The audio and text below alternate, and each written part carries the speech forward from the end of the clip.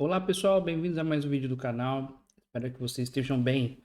O meu nome é Ricardo e nesse vídeo vamos discutir um pouco sobre log estruturado versus logs não estruturados e dar uma pequena introdução ao Serilog com C Sharp.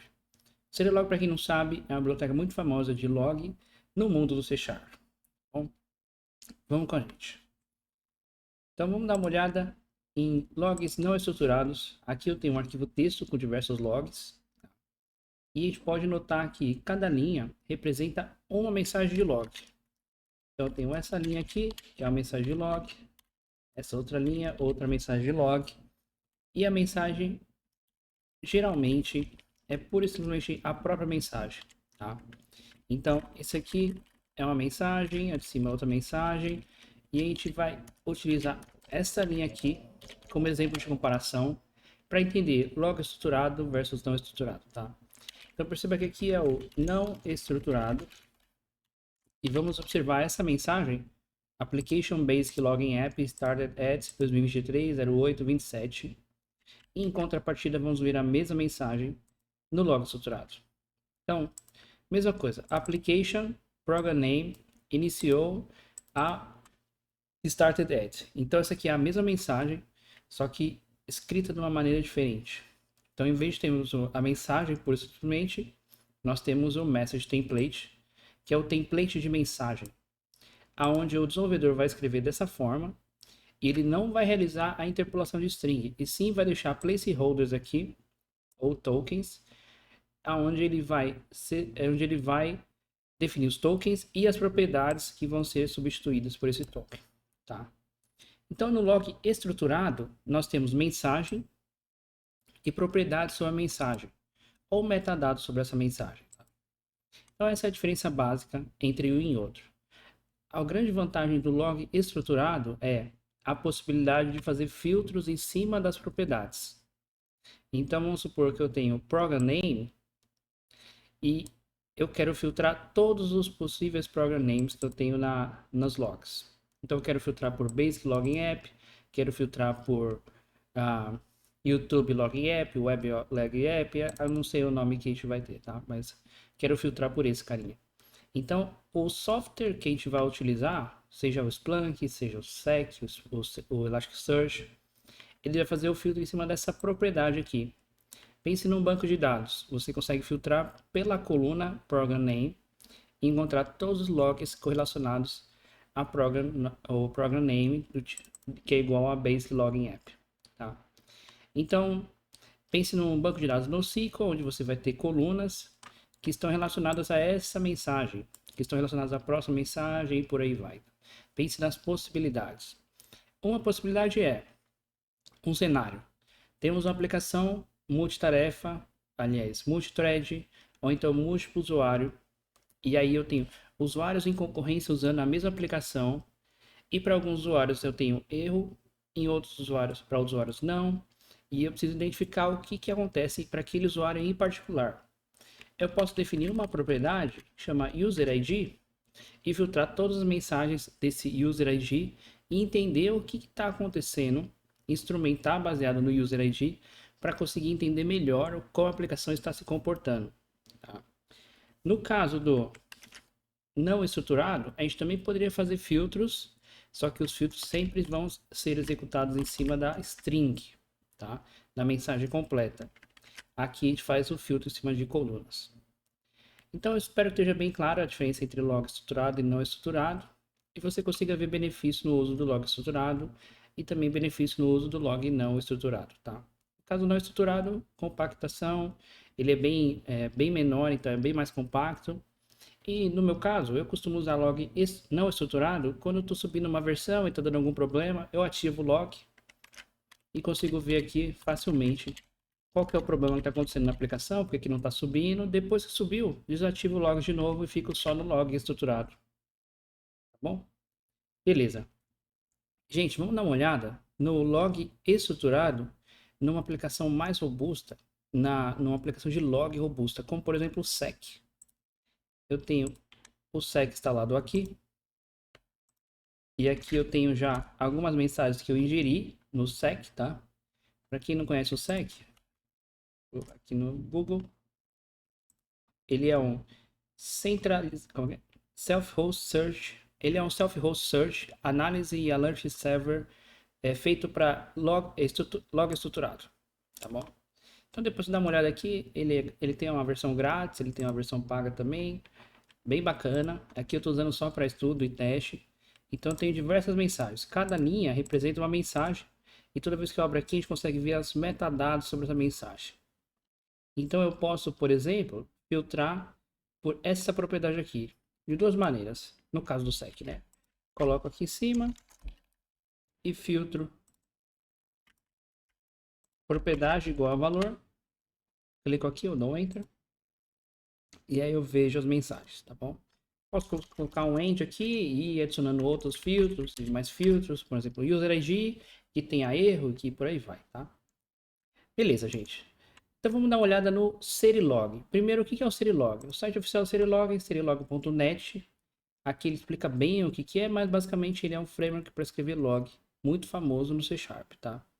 Eu vou tentar, através desse desenho aqui, explicar como ele funciona, tá? Deixa eu tirar um pouquinho desse zoom. Opa. Não, dá um pouquinho de zoom. Agora sim. Então, no quadrado laranja, pense que é a sua aplicação, o seu C Sharp, seus controllers, mínimo APIs, sua aplicação desktop, o que quer que seja, tá? E o Serilog é um framework que ele é bem robusto, ele tem diversos componentezinhos aqui configuráveis que você encaixa dentro da sua aplicação, tá? Em alguns níveis, você nem precisa mudar muito a sua aplicação para começar a utilizar. No caso do console, a gente vai fazer uma introdução básica, então a gente vai explorar um pouquinho mais, tá? Então o Serilog, ele é capaz de ele tem alguns componentes, como por exemplo, configuration source, ele pode ler de arquivos de configuração, ele pode ser configurável através de código C Sharp, onde você vai construindo o building block dele, ou então fazer uma mescla. A gente vai dar uma olhada nisso utilizando C Sharp, nesse caso sem arquivos de configuração, depois uma introdução, tá? Ele tem os componentes de syncs, que são as saídas para onde ele vai escrever o log. Então, aqui eu deixei alguns syncs que ele tem, coloquei outros aqui, tá? Porque tem tantos, e você pode construir o seu também, mas temos os clássicos aqui, em arquivo, que é o file, no console, no database, Splunk, Elasticsearch, no próprio SEC e por aí vai, tá? Datadog e por aí vai. Ele tem também enrichers, a gente vai dar uma olhadinha, passar bem rápido por cima o que são os enrichers, que são os enriquecedores de log, tá? Então ele coloca mais metadados nas mensagens, além do que você define na mensagem em si. Ele tem templates, log events e log filters, tá? Isso aqui a gente não vai passar por ele, mas se você ler a documentação, você vai encontrar tudo que tem sobre Serilog. Vamos para o código. Então, deixa eu fechar aqui. Na aplicação, chama YouTube Login Basic App. Espero que já dê para ver aí. E aqui eu tenho a nossa aplicação do Structured Log App. Deixei aqui também um log não estruturado. Se você quiser ver depois como é que eu fiz, você pode reproduzir também, tá? Só para efeito de comparação. Mas como é que funciona? Primeiro a gente vai instalar as dependências do Serilog. Vamos aqui na lista dos nuggets. O primeiro é o próprio biblioteca do Serilog. Aqui a gente vai adicionar também o serilog.enrichers.environment. Esse outro cara aqui também para process e para thread, tá? Sugiro que você dê um pause no vídeo aí, instala as dependências para a gente fazer junto, tá bom? Vamos adicionar também o Serilog Format Compact e esses três syncs aqui para console, file e sec. Dá um pause aí, instala as dependências. Quando estiver pronto, você dá o play de novo, tá bom? Então, instalar as dependências, como é que funciona? Aqui é uma aplicação console, tá? Nesse caso, estou usando uma aplicação console e no próximo vídeo a gente vê como configura na aplicação web. Então, começa criando um console app, ou então baixa essa versão aqui para você ver como foi feito. E aí, você tem que fazer o setup dele no entry point da aplicação, no início da aplicação, tá? Então, aqui é o método aqui, setup login. E aí, ele já está configurado aqui. que a gente vai fazer? Vamos comentar esse cara. E vamos configurar de novo. Vamos criar um método do zero. E vamos ver como a gente configura. Eu vou só copiar esses dois carinhas aqui. Aqui eu estou definindo aonde que ele vai gravar o arquivo de texto. Tá? Então deixei hardcode aqui o caminho até a pasta que eu quero. E aqui eu vou colocar o nome do arquivo. Tá? YouTube 222 login -json.log. Perfeito? Tá bom. Então, para começar a configurar, serilog.log.logger igual a new logger configuration. Tá?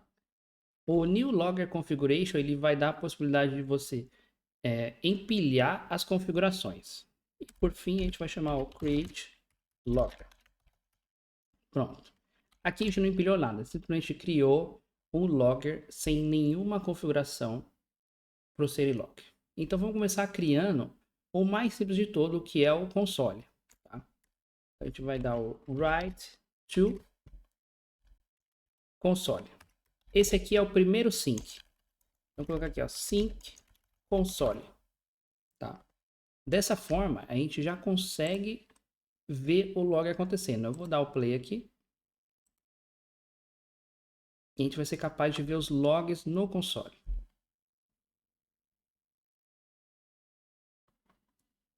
Veja aqui. Então temos logs do tipo inf, que é o information, err, que é o error, o wrn, que é o warning, e o ftl, que é o fatal.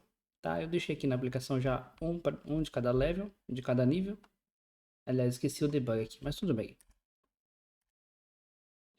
Perfeito. Então, esse aqui foi o sync de console.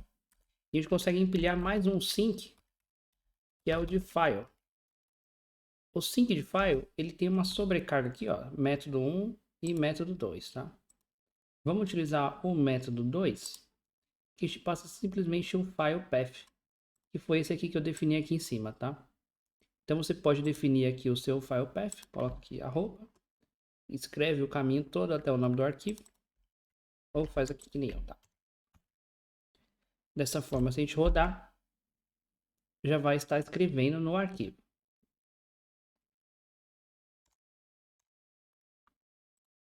Então aqui, ó, YouTube 222 login JSON, aí já está escrevendo aqui dessa forma. Tá? Mas Ricardo, e o log estruturado com os metadados e etc? Isso aqui vamos ver daqui a pouquinho. Segura aí. Por enquanto só estamos configurando o Serilog, tá? Perfeito. Mais uma configuração que eu quero fazer é o sec. Write to sec. No caso do sec, eu tenho que passar só o server URL aqui. O server URL, eu vou copiar daqui porque eu não me recordo mais. Esse aqui, ó. Pronto. Aí eu não vou rodar de novo porque não precisa, tá? Ele já está escrevendo no sec também. Perfeito. Então até aqui configuramos os syncs. Vamos dar uma olhada como a gente configura os enrichers e o que são esses enrichers, tá? Então eu pedi para você instalar o enricher que chama Process, Thread and Environment. Vamos configurar só o primeiro aqui, para não deixar o vídeo tão longo, tá? Então, enrich with environment name. Falei um só, mas vou configurar mais um, vai. Enrich with environment username. Então, esses dois carinhas aqui, o que vão fazer? Vão enriquecer todas as mensagens que ele puder com o environment name e o environment username. Cada pacote, cada enricher, ele é responsável por fazer um tipo de enriquecimento. E aí, o que eles fazem? Para saber o que eles fazem, você tem que entrar aqui no site, no Project URL, ler a descrição e ver se faz sentido para você, tá? Então, no caso, os três aqui estão no serilog.net. Alguns pacotes de enricher são open source de outras pessoas, tá? Então, você lê, vê se faz algum sentido e tal. Mas eu acho que a gente pode abrir aqui, vamos dar uma olhada. E ver o que ele faz. Tá pensando. Nesse caso não deu, tá? Mas esse pacote provavelmente é open source, a gente pode olhar lá no GitHub e ver o que ele vai fazer. Então vamos só adicionar aqui os comentários, sync para file, sync para o sec, enrich para environment name, enrich environment username. Tá? Então, esses dois enrichers aqui, por padrão, eles não vão aparecer no file ou no console, a menos que a gente force a eles a aparecer utilizando um message template. Tá? Isso é um tópico depois a gente dá uma olhada, agora não. Tá? E aí, mais um carinha que eu quero adicionar aqui vou colocar aqui, é o formatador. Então tem um formatter, ele é o primeiro overload aqui, que é o iText Formatter. Esse cara, ele vai formatter e aqui new JSON formatter. Ele vai formatar todas as mensagens em formato JSON. Então a gente vai ser capaz de ver todas as propriedades naquele formato de JSON para cada mensagem. Vamos dar uma olhada. Eu vou trocar aqui, ó, 222, vou colocar 333. Vou dar uma vez. Aqui ainda assim continua no console, a gente não mudou nada, tá? A configuração foi feita só para o file. E aí ele já aparece em formato JSON, tá bom? E a gente consegue ver aqui, ó, environment name e o username, tá bom? Simplesmente é isso. Aqui já tem um Serilog feito setup para ele. Um último ponto é o minimal level debug. Tá? O minimal level é o que? Ele vai definir ele vai filtrar antes de enviar para os syncs, que são esses caras aqui, né? Qual que é o minimal level que ele tem que deixar passar. Então, nesse caso aqui, é o debug, eu posso colocar warning. Então, se não for warning para cima, ele não vai enviar para os syncs. Geralmente, o que eu faço é deixar aqui information, ou então o próprio debug. E aí, no sync, vou colocar aqui, ó. A gente consegue colocar o log, como é que chama?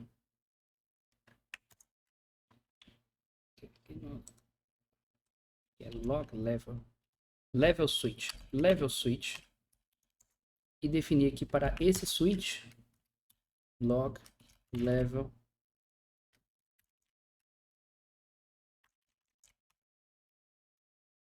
Peraí, vamos abrir aqui. Aqui, ó, restrict minimum log level. Achei que era uma propriedade, na verdade é outra. Então, para esse sync em particular, que é o file, ele vai fazer um filtro a mais. Então, aqui já foi filtrado. E aqui vai ter um segundo filtro que é para information. E eu posso colocar aqui no sec um filtro diferente. Para o console, posso colocar um filtro diferente. Tá? Então, eu consigo filtrar a nível global e a nível de syncs também. No caso dos enrichers, não, é global e acabou. E é isso mesmo, tá? Perfeito? Último ponto. A gente já configurou no entry point, no início da aplicação, o Serilog. Isso aqui já está mais que o suficiente, já resolve o problema.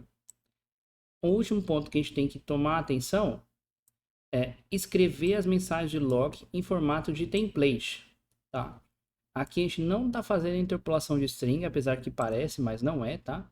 Perceba que aqui não tem o sinal de cifrão. E aqui a gente define esses tokens aqui. Abrindo chaves, nome do token, fecha chaves.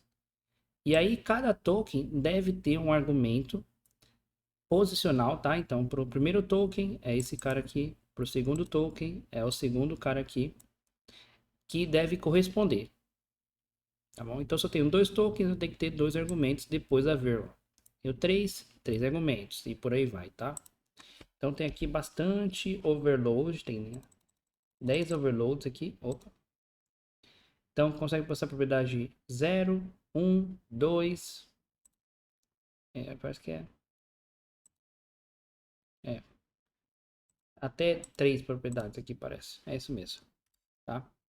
Então perceba que o nome do argumento é message template. Então você passa o template da mensagem.